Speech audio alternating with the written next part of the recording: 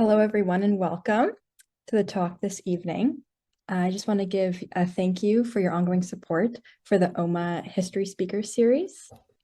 Before we get started, I just want to give a thank you to the OMA History Committee for the work behind the scenes to recruit our excellent speakers, to coordinate and execute all the moving parts that make these talks happen.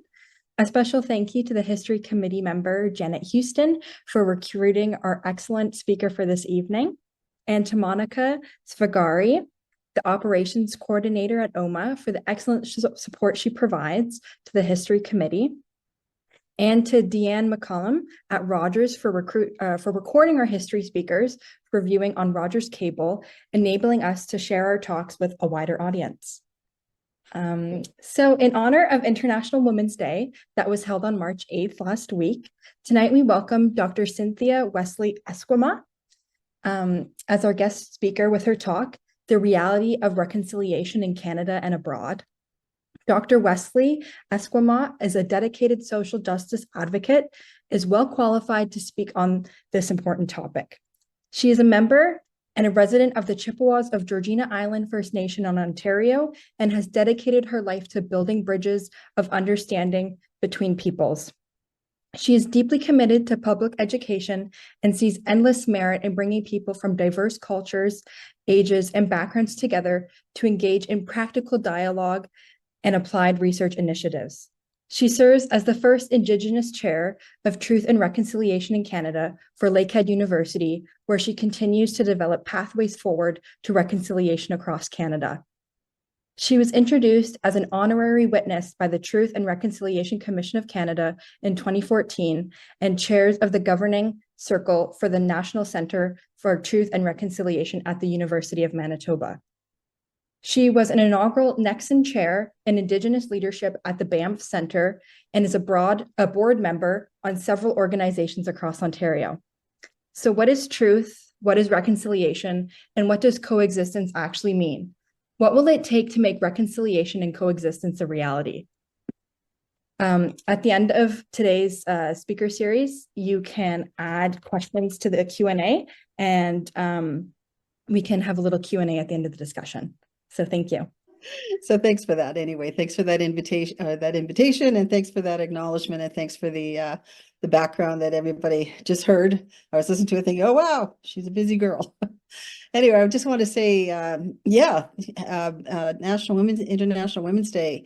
I actually got an opportunity to go up to Wasauksing, which is just by Parry Sound, and had an opportunity to spend some time with the Indigenous women there and have a conversation with them. I am right now coming to you from beautiful Banff, Alberta. I'm looking out the window in front of me, and it is snowing like crazy. So this is, I guess, a good thing, because the last couple of days have been very sunny.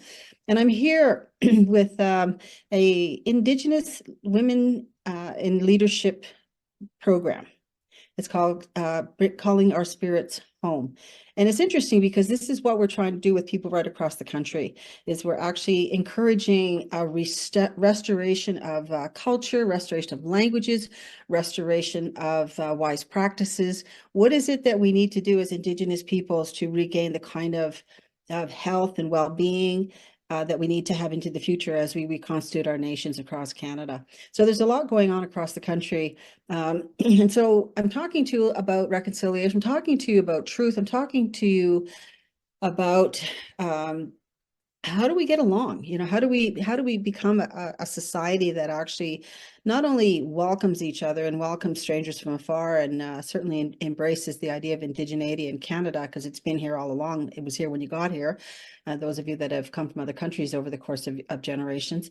But it's also an important contribution to the health and well-being of this nation we call Canada.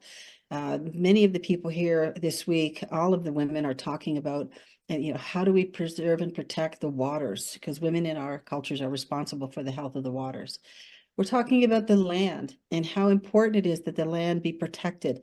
And we understand economy. Everybody understands that there's a need to create resource extraction in different places so that there's an economy that sustains healthcare and all those things we've come to enjoy and appreciate in a country like this. But there's also a need to preserve and protect the natural world.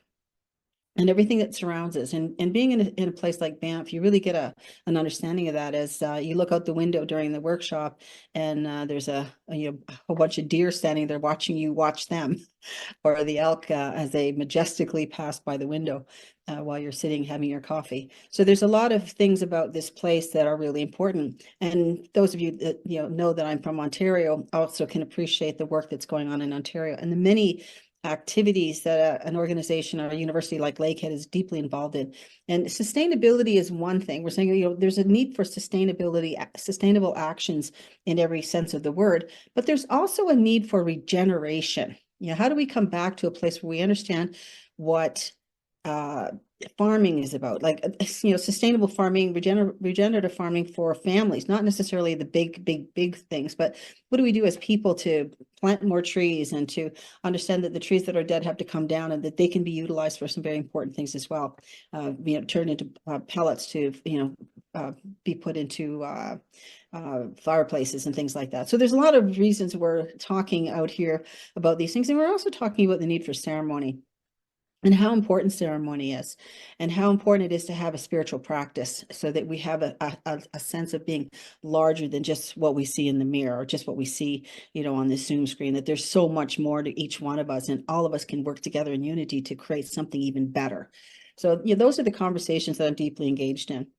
The conversations around truth are really important as well. I just read an article by an intellectual property lawyer in Toronto, and his whole article was refuting the Indian residential schools period and saying, yeah, we had Indian residential schools in Canada, but the reason we had them is because the state of the lives of Indigenous peoples in their homes was so terrible with alcohol addictions and all these other things that we had to have these schools to put these children so that they had a safe place to live.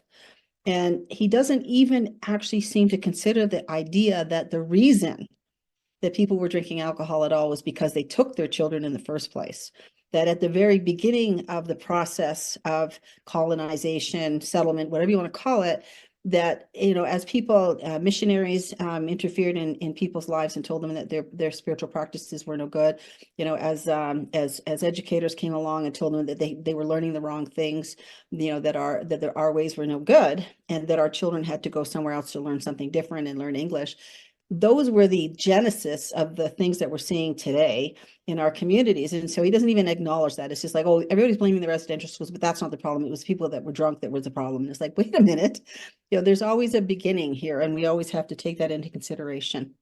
So I've been traveling a great deal over the last while, not only to places like Banff, and that's really what I wanted to talk about as well. So there's Genesis everywhere. I have been to Norway twice now to talk to the Norwegian government, the Canadian embassy in Norway and Sweden. I've talked to the Sami people, the Sami nation in Finland, in Sweden, and in Norway about the truth commissions that they are establishing, because they also had similar kinds of experiences as have happened in Canada. They're not calling it truth and reconciliation. They're calling it truth commissions because the commissions themselves have been established to only deal with a certain kind of truth. And the truth that the commissioners told me they wanted to explore was about the loss of language. So in Norway, they had a Norwegianization process. In Sweden, they had a Swedification process, they called it. Finland probably had something that was named something similar. And these are very new processes. And the interesting thing about them is that they are, in fact, they are looking at the loss of language and the detrimental effects the loss of their own language, the Sami nation languages had. They're also looking at the loss of lands in the northern parts of Norway and Sweden and Finland, where they did practice reindeer herding. And the loss of that industry as time went by, and of course the losing of their land access so that they could actually continue that process. You need a lot of land when you're dealing with animals like that, and that would be true of cattle ranches as well. I'm sure you're familiar with that.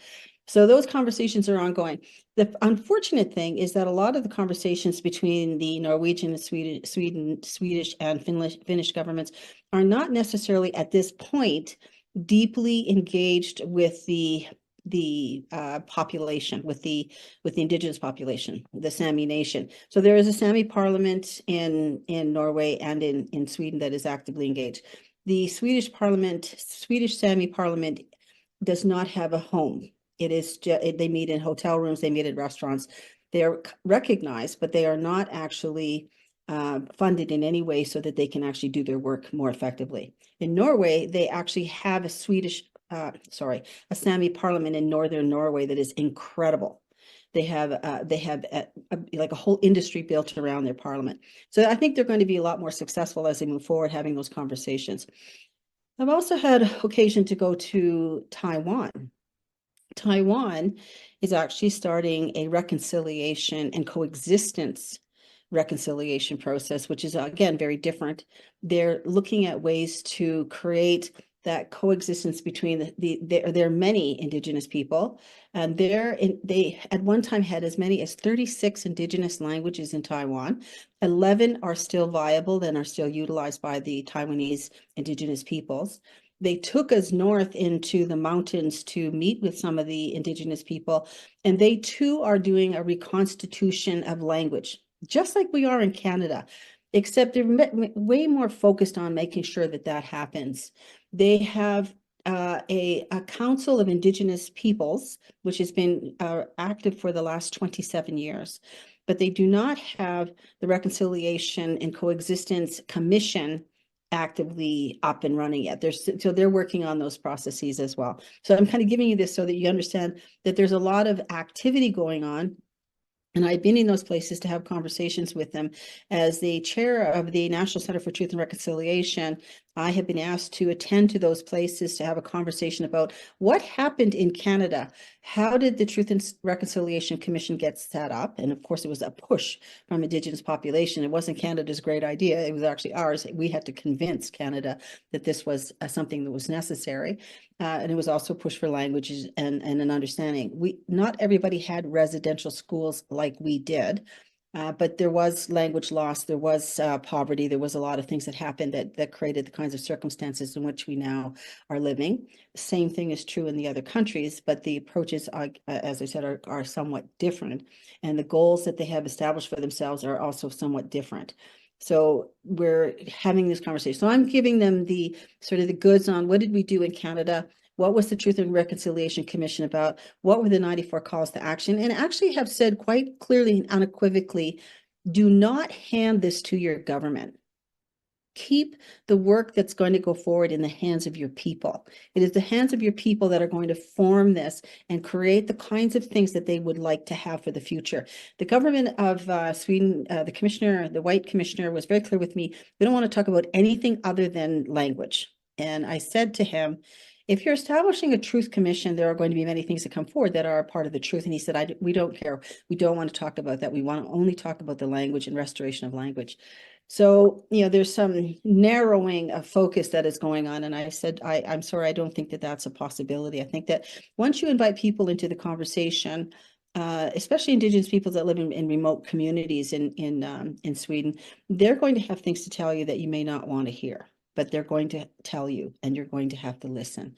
So clearly a lot of the work that's going on across Canada, a lot of the work that's happening in other countries is about the ability to listen and to not get defensive as commissioners, as governments, that the things that you're being told are going to be very important components of the work going forward and how we live together into the future in a good way, no matter what country we're actually talking about. I've also been invited to go to Brazil, which is another interesting conversation on reconciliation, because they're also contemplating the ways that they can also initiate a truth and reconciliation kind of commission in Brazil. And they also are thinking about how do we go about establishing a national center in Brazil that's going to be a place where records, as we pull them together, can be stored. And the interesting thing about Brazil is that their president has said pretty clearly and unequivocally, this is not a conversation we want to have. So really, at this time, it's the academic community that has said, well, this is a conversation that has to be had. or we can't move forward. And there's been a lot more violence, I think, in that country than in other countries around this conversation.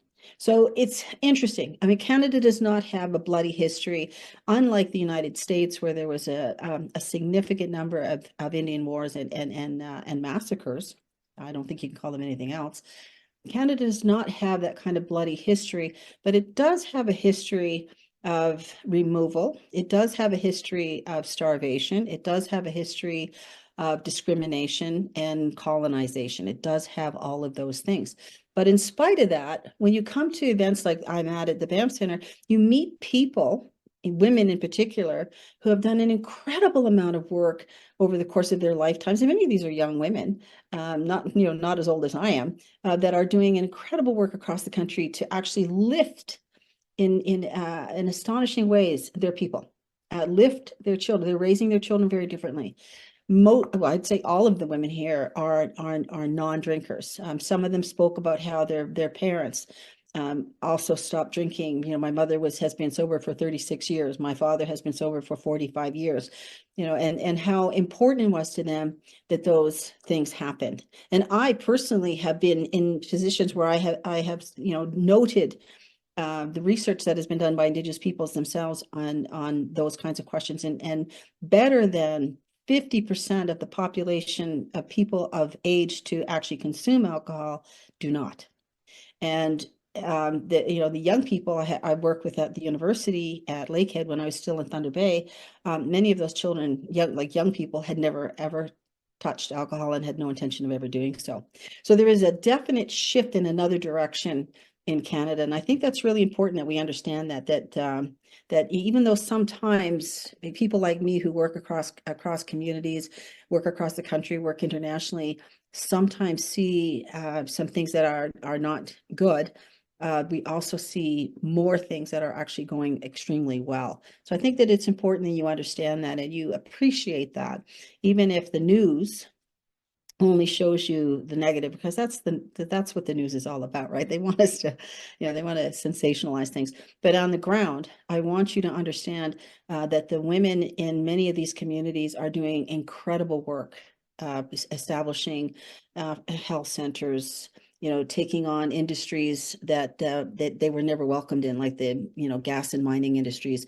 They're working in those industries. They are sitting on boards and giving, offering up their voices on the kinds of decisions that have to be made into the future and the kinds of things that are important to their people. They are now there's many more chiefs now than there have ever been, women chiefs, that there have ever been in the past. And Elsie Knott in Curve Lake, Ontario, was actually the first woman chief in Canada. The elders that are here today that came from the Stoney Nation and are teaching here this afternoon said that Bearspaw First Nation, which is here in Stoney, there's 3 First Nation communities that are sort of joined together, is the first First Nation in Alberta that had 2 women chiefs, not contiguously, one and then a couple years between and another one. That's almost unheard of in the Stoney Nation, but it's happened and is happening. So again, lots of incredible changes. So reconciliation. So the truth is one thing. Truth is an important piece of this conversation because the only truth is not the negative truth. There are very many positive truths that are happening around us on a regular basis that are really important and significant. Reconciliation is not just about what the government of Canada or the government of Sweden or the government of Norway, Taiwan, Brazil, or any other country decides to do. Reconciliation quite often happens on the ground, and it happens between you and I. It happens when I'm willing to speak up and tell my honest story about my life and also the successes that I've achieved, and when I observe young women doing the same kind of thing. It also is about my reaching out to you and understanding your life and understanding your opinion and your place and your migration to this country, or your great grandparents' migration to this country, and the fact that you are also born here. This is also your home. It is not just our home, even though when I sing the song, it's our home on native land, but it's everybody's home now. And, I've had many conversations over the years with chiefs who have said, well, they should just go back where they came from.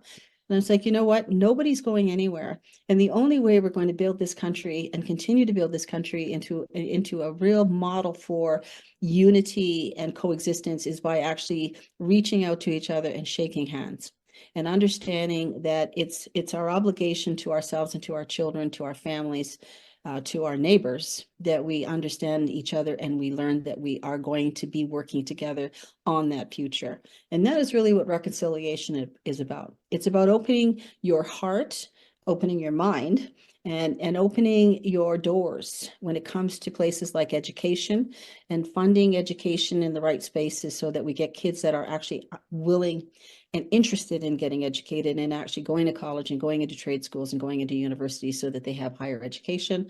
It means opening up our understanding of what child welfare in this country is all about and why kids are still being taken into care when that isn't even essential. Poverty is not a crime. Poor people raise children in a good way. Many of the people that immigrated to this country had nothing when they got here and they were able to raise children, but nobody was interfering necessarily with their ability to do so. They didn't have that stigma of being a Native person. There's a need for more work with the churches. I've been working with many of the churches in Canada on a covenant which recognizes the history of the relationship between the churches in Canada and Indigenous peoples. It has not been easy. A lot of the churches have not really understood what their roles and responsibilities are around that reconciliation process. It's not enough to say, okay, we're going to do better. It's not enough to say, we're sorry that we did badly in the past. What is necessary is, what are you doing now? What is the action you've agreed to undertake today and into the future to ensure that more Indigenous people feel welcome in your church, more Indigenous people sit on your boards or on your committees, and that they understand the history of our relationship, that it wasn't always the greatest, and that it can be healed. That it can be healed. So those are the kinds of things that I think are important. What are the actions? The actions that any one of us can take it can be done right at home, like right in your neighborhood, right in your town. I'm always telling people, I'm not looking for grand gestures. I understand how difficult it is for anybody, anywhere, to take on as big a story as the relationship between Indigenous people in Canada has been. That you're not going to solve the problem, and neither am I. I'm doing my best to do what I can do to reach out and have those conversations like this one this evening. And I'm happy. I'm going to speak for just a few more minutes, and then we're going to open it up to questions. But it's also important for you as individuals to do the necessary research to understand just your own territory. If you're from Ontario, learn about the Ontario treaties, the pre-Confederation treaties that were drafted. Learn about the Williams Treaty, which took so much land for so little. And all those years that we had to fight to have that concern resolved, which, by the way, at one point when it was resolved in 2018, was the biggest land claims resolution process in Canada at $1.1 billion. There are bigger ones now. And, I can tell you, because I've been at this for a very long time, I can still remember having conversations with federal officials saying, if you don't solve these land claims, and I'm talking 20, 30, 40 years ago, if you don't solve these land claims and listen to what people are asking, it is going to become a very expensive proposition. At the time when I was young, a lot of the chiefs said, if they gave us 1-2% of the national, economy of resources that they take off our lands, that would be great. Now we're talking through conversations where it's like, we want 51% of the ownership of whatever's going on. We want, there's bigger dollars at stake now. And that they were warned about that, but just never really paid any attention, thinking that it would never come to those places. But it has. But here's the thing about resolution of different kinds of processes with the Canadian government, with Canadians generally. It always benefits everyone. So that land claim, just for example, in Ontario, at $1.1 billion went to, I think, 6 First Nation communities, and there was equally divided. It was put into trust. Some resources were put into individual hands, with a big story around that too. But the realities is the resource goes into banks. We don't have a Bank of Georgina Island. There is no Bank of Rama, although there is a bank on Rama. Christian Island doesn't have a Bank of Christian Island, and the other communities. The money goes back into the economy. It goes right back into the towns and settlements and businesses that are adjacent to or close to First Nation communities that have settled those land claims right across Canada.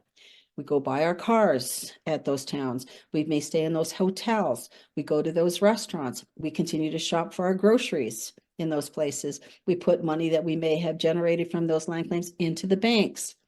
We buy our clothes. So, the whole territory around a land claims resolution process is actually enriched by those resolution processes. So consider the truth and reconciliation processes that are happening here in other countries much the same way. The more resolution that is generated between people as individuals and also peoples as communities or cities actually generates goodwill and then generates better outcomes for everyone. So Indigenous peoples feel welcome applying for positions in those places.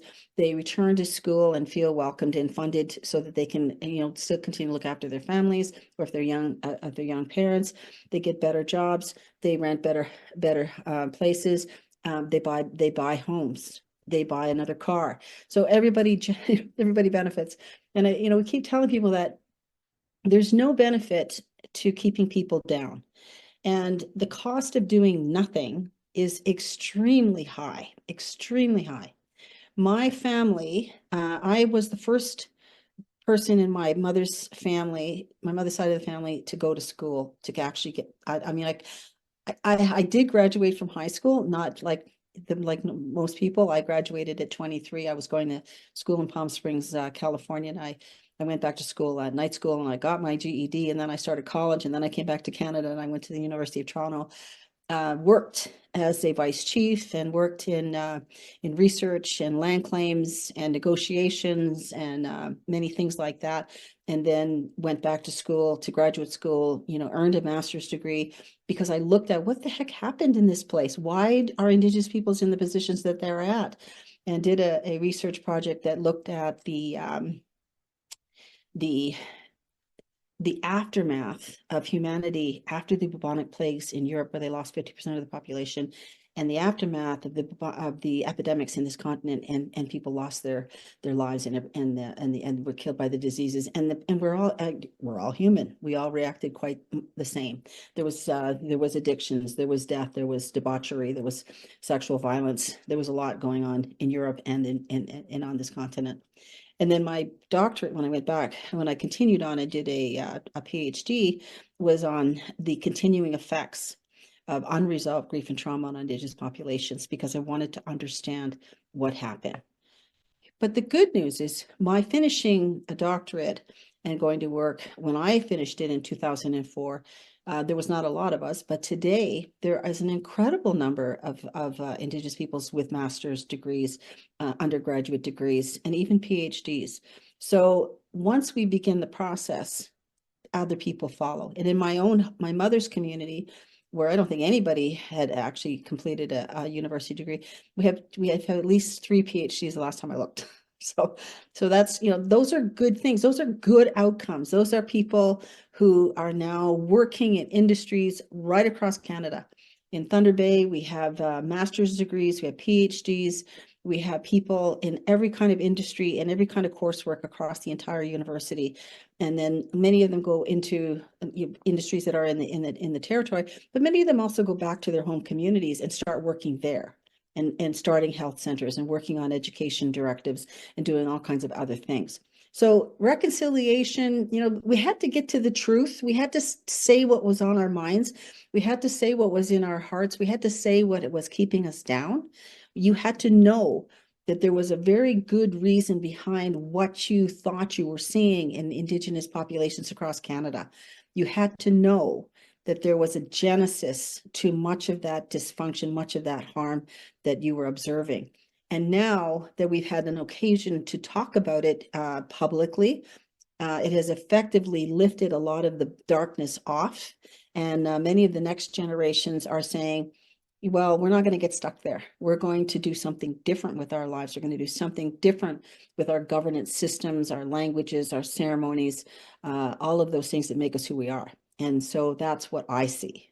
So, we're kind of in that place. And the other countries that are doing this work, it is going to be a struggle, just like it was in Canada. It's not like everybody in Canada in government, in the conservative government, and even the early liberal governments said, oh, this is a great idea, let's do it. In fact, I listened to some elders being interviewed at a conference one time for elders, and I heard them say, to a camera, because they were videotaping this, that they had gone in to see the Liberal government. This is prior to the Harper government, to ask about, are we going to do this truth and reconciliation process or not? We want to talk about residential schools and the impacts of those schools. And a Liberal minister said, over my dead body. A Liberal. So it wasn't like, oh, everybody always agreed that this was the best thing to do, and the Liberal government always agrees. They do not. So it's important you understand that. And I mean, we tried to work with Stephen Harper on a number of initiatives. When it came to the missing and murdered Indigenous women, he said it wasn't on their radar. We tried to talk to him about a number of different initiatives that that were important to us. He closed down the Aboriginal Healing Foundation, which was very significant to a lot of people across the country who managed to get a lot of their healing work done through that process. That was an unfortunate piece as well. We have not regenerated an Aboriginal Healing Foundation, but we are doing the healing work that is essential for our communities to move forward. Are there still problems? Yes. We're still struggling in places with addictions. It's not just us. I mean, I think you can look anywhere in Canada and see that there are people that are struggling with opioid addictions that are not Indigenous, have nothing to do with Indigenous peoples. We're in an era of incivility in many of our societies. I think it's really truly based on a lot of fear. There's a lot of fear after the pandemic, the being locked up for 3 years in our houses without proper time and attention to the things that are important to us. We're still in a post-pandemic era. We're not done with being afraid that it's going to come back and come back harder. We're now in a state of climate change. Although again, there are people that are naysayers. This is just a cycle. But I listen to Indigenous peoples from Northern Territories, and they tell me that it has changed dramatically where they live. That the tundra is softening. That there are issues with their animals as they cross the tundra. So so we have lots going on, and our children are quite aware of that. They see the extreme weather events that are occurring around them. They're concerned. And so that fear is being generated. And I would say, as I move closer to opening this up to questions, that all of us, I mean, I'm 68 this year, so I remember many decades of different kinds of things being the fear of the moment. I remember, bomb shelters and those kinds of developments. I remember lots of things that have been considered over the past as potential threats to us. So we're in a new era of new threats and AI and all the rest of it. So we have lots to think about, lots of questions. And I want to say this to you, take a look at some of the post-apocalyptic books that have been written by Indigenous authors. Take a look at Indigenous authors. I'm happy to send a list of books to the people that have set this up. Take a look at those books and think about what they're saying when it comes to how will you survive the potential loss of the comforts in which you're accustomed to experiencing. Can you return to the land? Do you know how to set up shelters, start a fire, live without a grocery store down the road? Can you live without your car? Can you live without the amenities that are provided to you on a daily basis? Healthcare being one of them. How will you survive into the future if something happens that is irreversible in some way? They're very interesting, and I think it's worth your while to have a look at what's available to you to understand how the Indigenous mind has been working. And also, there are post-apocalyptic books that talk about how the Indigenous population and the things about Indigenous people that are so important in terms of their ceremonialism and their ability to think outside the box, the proverbial box or the colonial box, that non-Indigenous government will come after them again. that they would be holding things like dreams and the ability to dream that would be lost on the general population who would come looking for it. So really fascinating conversations from the very people that at one point in time were told that they had no ability for complex thought. That would be us. So in fact, we do. We have lots of it. So I'm going to leave it there. There's lots to talk about. I'd be happy to answer questions. Just let me, close this off by saying, be aware that there is a lot going on with Indigenous populations across the entire continent, the entire world, that we have capacity, like everybody else now, to talk to each other and to support each other in these initiatives. And we are reaching out much of the time across those boundaries.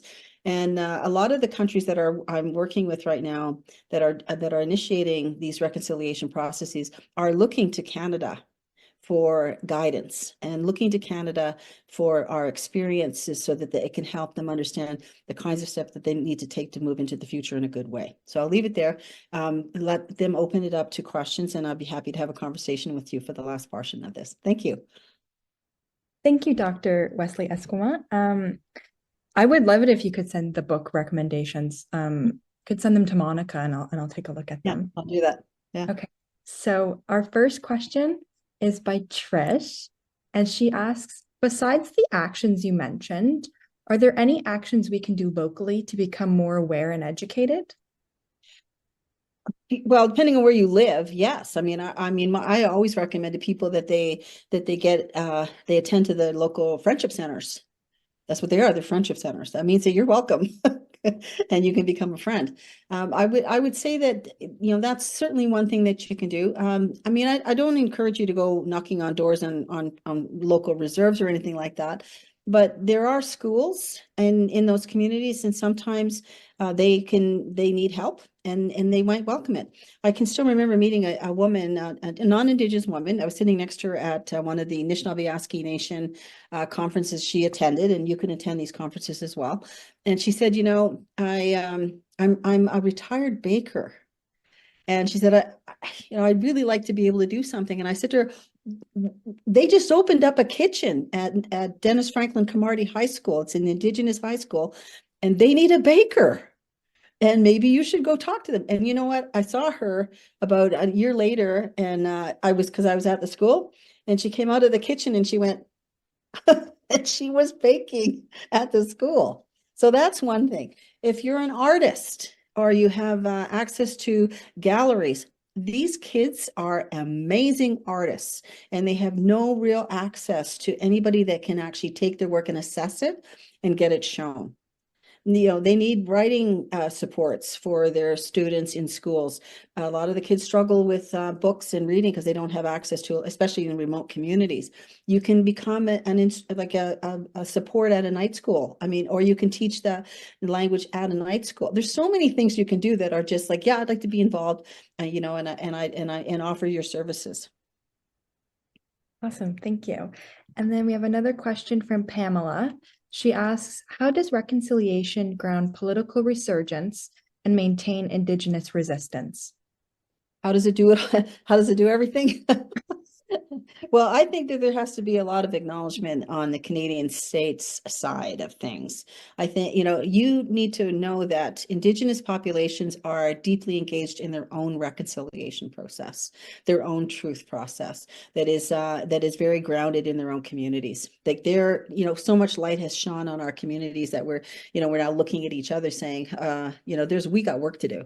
So that's one thing. And then the support of the Canadian state on those works. So one of the things I say to people all the time is, when First Nations peoples or Métis peoples or Inuit peoples come to you for assistance, just give them what they ask for and nothing more. They don't want you to save them.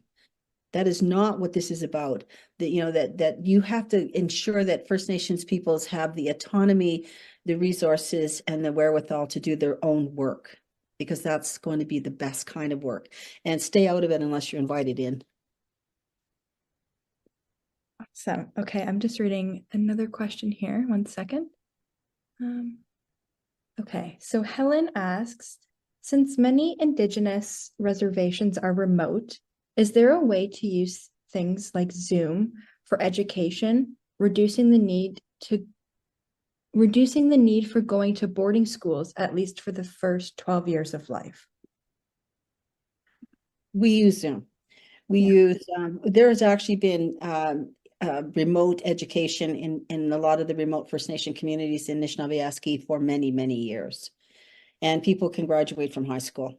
And now, I mean, well, Memorial University in Newfoundland has actually been graduating nurses and graduate degrees for probably at least the last 10 to 15 years. So there's a lot, as I was saying, or, as I was talking, there's a lot going on that is not necessarily in the public domain. People are not necessarily aware. Do we have high schools in remote First Nation communities? Not everywhere. There are some, but it is pretty expensive in a small community like mine, for instance, 350 people. We have a school that goes from K to 6, and then the kids go across the lake and go to one of the local public schools, and then they can go to college in Barrie, or they can go to university in Aurelia. But how do we get around that? Well, we can only really do it by distance education. But we also learned something, I think, through the COVID period, that children do not do as well with education remotely as they do in person with their peers. So we have to be thoughtful about that as well. So how do we, so there's a lot of conversation going on about how do we make that happen? But I don't think we can build high schools all over the north and remote communities across Canada, because it would be incredibly expensive to do so. But one of the other things I will say about education is, if you look up Teach for Canada, it's just tfc.ca, I think.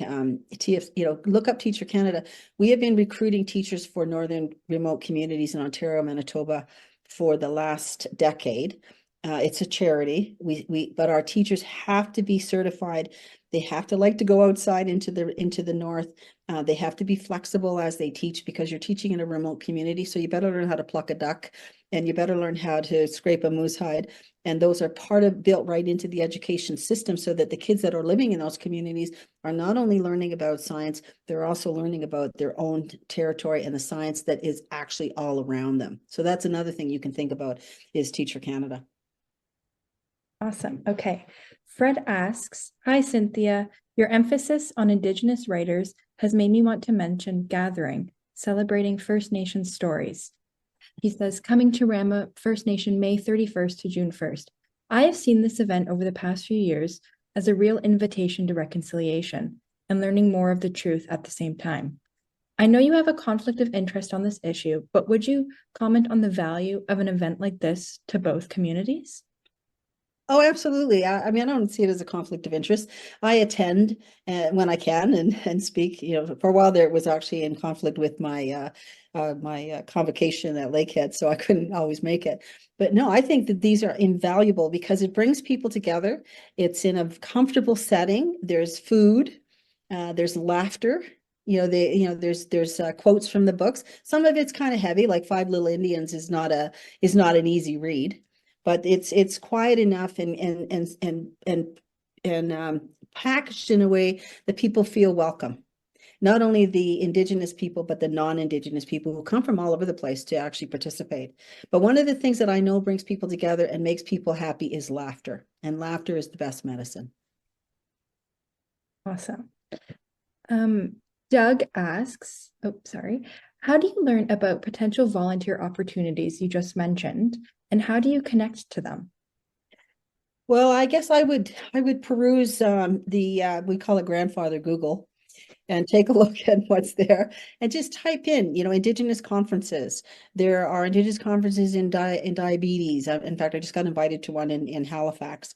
And there are conferences in child welfare. There are education conferences. Go look up Inspire, INDSPIRE, Inspire, which is an education institute. They have education conferences throughout the year, and everybody's welcome to participate in them. There are local events like the Rama event for writers. that are really important. And the friendship centers often hold things. There are powwows all summer long, which you are invited to. Those are public events. And maybe it costs you $10 to get in, but it's about, trying out the fry bread and, looking at the artifacts and like these earrings. These are earrings from northern Norway. It's a moose. It was made by a Sami guy. Sami guy. No, and you can do, but try the food. Try the different kinds of drinks that they have available. Meet some of the seniors. Watch the dancers. Like there's so many things that you can do that you can get to know Indigenous peoples. I send my students all the time to powwows across the summer, and they're happening every weekend all summer long. Amazing. Linda asks, what would you recommend when working in publicly funded education when colleagues refute or reject reconciliation and are dismissive of Indigenous content in the Ontario curriculum? Well, that has been a big challenge, I think, for a long time for all of us. I still remember students coming to me in tears when I was working in the social work, Masters of Social Work at U of T. And I would just say to them, don't give up. Like, keep introducing those articles, keep bringing them forward. The art, it's an important part of this country. And I mean, I tell people, well, why do I have to know about this stuff? Because your Constitution says that it's important. Section 35 says the rights of Indigenous people, Métis, First Nations people are a part of this country. There's the Royal Proclamation of 1763. There are treaties across the entire country that are still viable, sacred. They're living documents. You need to know something about it. There's negotiations going on as we speak on natural resource extraction development, oil and gas. There's, there are Indigenous people sitting at the table, free, prior, informed consent. The United Nations Declaration on the Rights of Indigenous People has been accepted by this country. The principles for education have been endorsed by the university presidents across the entire country. All of the primary schools are doing their land acknowledgements and recognizing that it is essential. I was listening to this, talking to this man, and he said, I know this is going somewhere because I took my sons up to the Muskokas last summer, and we were standing up on a ridge, and we were looking out over the vastness of the forest in the Muskokas. And I said to my son, "What do you think?" And he said, "I think it belongs to the Indians." So he said, I was like, "What?" So, clearly that the word is getting out there. And by the way, the word Indians being reclaimed. I'm hearing it everywhere. My mother used to use the term Indian, and trust me, I would never correct her, and neither would you. That's the word she grew up with, and that's the word she used. And it's being reclaimed. And by young people, it's like NDN. And it's being reclaimed in many ways because it has been a part of our culture and communities and language for so long. And I understand the negative parts of it, but I think the reclamation of different kinds of elements of history for Indigenous peoples is equally as important. It is to academia, and academia has endorsed this movement forward. So you may still struggle, but I would say don't give up. And I will also say this, you get far more people listening to you with goodwill and kindness than you'll ever get by shouting people down or insisting in a negative way that something change. It has to be done in a good way and collaboratively and with a smile. And I mean, we get far with that. Awesome. I'm not seeing any more questions, just some follow-up comments. So I don't know if Trish has anything else to say. Oh, one new message. No.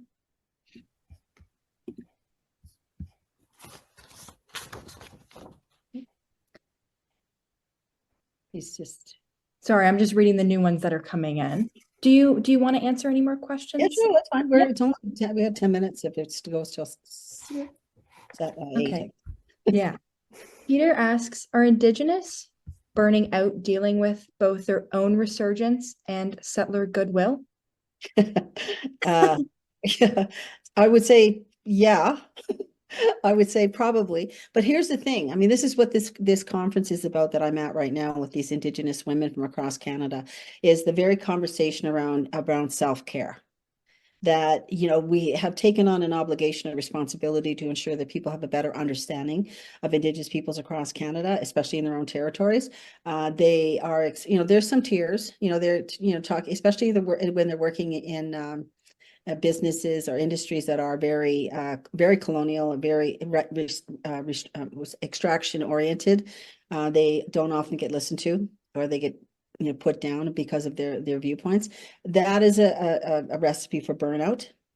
When you're constantly fighting to be heard, but they are determined. I listen to the women speaking, especially the young ones. They know that it is not going to be an easy road ahead. I can tell you that there's been times in my life where I've said to myself, if I see another Indian, I'm going to puke, because I'm so tired of fighting this battle. And then I look in the mirror and go, yeah, well, whatever, like, keep going. So self-care is a very important consideration for that. Taking the time to relax, be with your friends, your family. I have 2 cats and a dog that, that provide me with a lot of respite. I think about that all the time. I've been doing this work for over 40 years, probably 45 years, since I was 16 years old and joined the Ontario Women's Association. So I am deeply immersed in this conversation. I know without any doubt that this is a big conversation. It is huge, but I don't have to solve it all. I only have to do what I can do.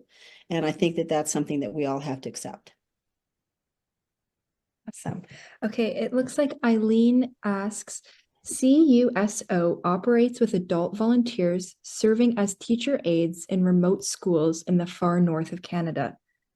Have they been approached to do the same in flying communities in Ontario or Manitoba? It's COUSI. Well, Oh, sorry, CUSO. I'm not sure. She did not write. I don't know what it means. Oh, CUSO? Yeah, I probably, but we do that. That's what Teacher Canada does. They actually are working with fly-in communities. They are recruiting the teachers. They are doing the interviews and ensuring that they're a good fit for those remote communities. So that's what I'm saying. If you go look at Teacher Canada's website, you can see a lot of the videos that have been created by the teachers that have gone to the north. They have to sign a 2-year contract with us to go. We have a almost 90% retention rate. They stay. Some of them have stayed for 6 years or more, and some of them have become principals, have taken the principals courses in our principals. I think it is a very rewarding thing to work in the north. The schools are challenging, I know, because when I was doing my doctoral work, I taught as well, because the teachers kept leaving. They'd be there for 2 weeks and then they'd leave because they couldn't handle it. That's more than 20 years ago. But I'm still saying that it is still a challenge for people who live in cities and have done their practicums, teaching practicums in city classrooms, are challenged by working on the land and working with children who have experienced a lot of loss. Because most people don't understand, when you look at a child that has gone through 6 teachers, they're grieving that. I tell people, how many of you have had a teacher, like especially white teachers, how many of you had a teacher, you grew up in Toronto, that Miss Miller was the best teacher ever, and you knew her for all through your like several years, and she's still at the school. That's not often the way it is in remote communities.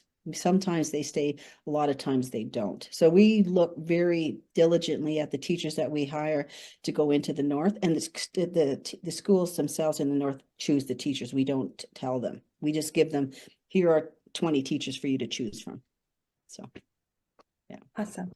Okay, Helen asks another question. How do you see what the effect of our huge immigration will have on reconciliation? Well, if we keep expanding the conversation, we're now talking to 5 different countries that are doing this work. I think it's going to have an impact if it's not taught in these schools. I think if people don't understand what reconciliation actually means, and we have a lot of conversations about what does it mean. Is this conciliation? What are we reconciling here? I mean, is this an essential component of our ability for us to coexist into the future? A lot of people say there's no such thing as reconciliation. So I think, Taiwan calling it a reconciliation and coexistence commission seems to be quite effective for them. And I'm wondering if maybe it's the language that, language, is a tough thing. Like there's a lot of people come from other countries and even our own populations across Canada that when you ask them about Cree, a Cree word for that, or you ask about a Soto word for that, or a Stony word for that, they're like, well, there's not really any word for that, but there is a word for getting along, like that speaks to collaboration, or it speaks to unity. There is no word for that because reconciliation is assuming that something happened that has to be corrected and that somebody has to do it. So the idea of forgiveness, or the idea of opening a dialogue that is non-confrontational and also has action associated to it, is a challenge for a lot of people across the country. So immigrants coming in, they're not necessarily informed about Indigenous people. Prime Minister Harper took that out of the immigrant, the statement that they make when they become a Canadian. The Liberal Party has put it back in. There was Indigenous people that actually were part of that conversation. So, I think education is the answer. I mean, Murray Sinclair has said as much. Liz asks, how hopeful are you about recovery of the Indigenous languages? What Oh, methods are effective? Oh, no, very, very hopeful, actually. Even my granddaughter is now speaking the language.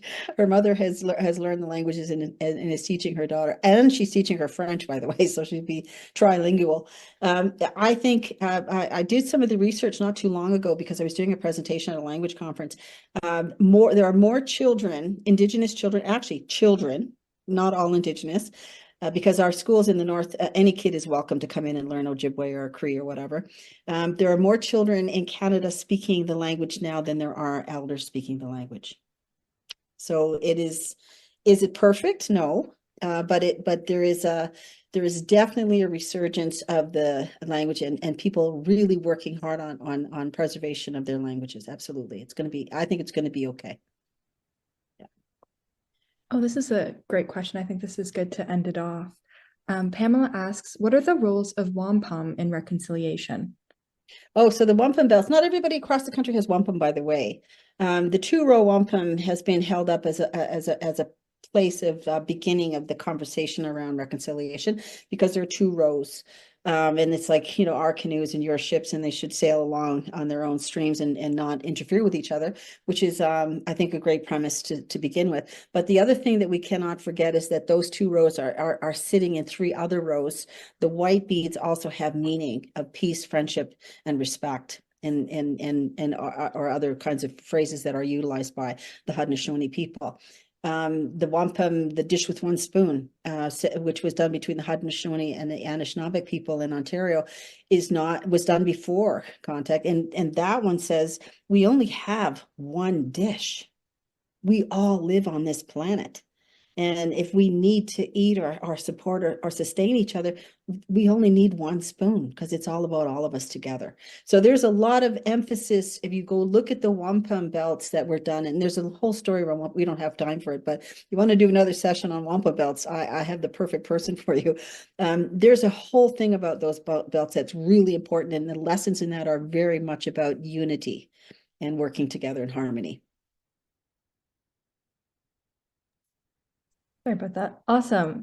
Thank you, Cynthia. I'm going to bring it over to Trish. Okay, great. Thank you so much. That was just absolutely amazing. Good evening, everyone. First of all, thank you so much for your ongoing support of the OMAH Speaker Series and for joining us tonight for this very important presentation and conversation we've had with Dr. Cynthia Wesley-Esquimaux as our guest speaker. It was very enlightening. Your overview of what's going on here in Canada, but also on a global scale, has been very educational and eye-opening and has led to a very engaging discussion. I find it also very inspiring what you're doing. It's just truly amazing that you're representing Canada and learning more about other communities globally and seeing how you can help them and how we also can learn from them. So I thank you, Miigwech, for being here tonight. Yeah, I'll be much to you. Thank you. Great. The OMAH speaker series will continue on April 17th via Zoom with our guest speaker, Dr. Frances Hellyer, Professor of Education Emerita at the Lakehead University. Her topic will be History Education Through Art. C.W. Jeffries draws the history of Simcoe County. So you may not be familiar with C.W. Jeffries. He was a contemporary of the Group of Seven, but he's best known for being an illustrator of textbooks. Dr. Hellyer has researched the history of education, including the adoption and use of textbooks in schools. She will share Jeffrey's work during presentation, focusing on his drawings depicting Simcoe County history, while also providing a fascinating glimpse into the representation of Canada's past in the early 20th century textbooks. And so don't forget to register. You can do that on the OMA website or give a call to the office. And we look forward to you joining with us again. And just to let you know, the History Committee has written some recent e-blast articles on the history of some local Orillia bands. And we had one out in February. The next one's out on March 28th.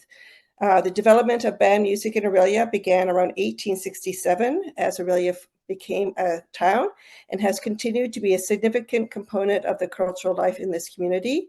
In February, we published an article on the Orillia Citizens Band, and in March, we will share with you the history of the award-winning Orillia Kilty Band. Some of us have very fond memories over the years of seeing the Kilty Band march in parades and performances. So you can take a look at the OMA newsletter on the website or on the Facebook page. It will be posted. So once again, thank you for your support. Good night, and we'll see you in April. Thank you. Bye.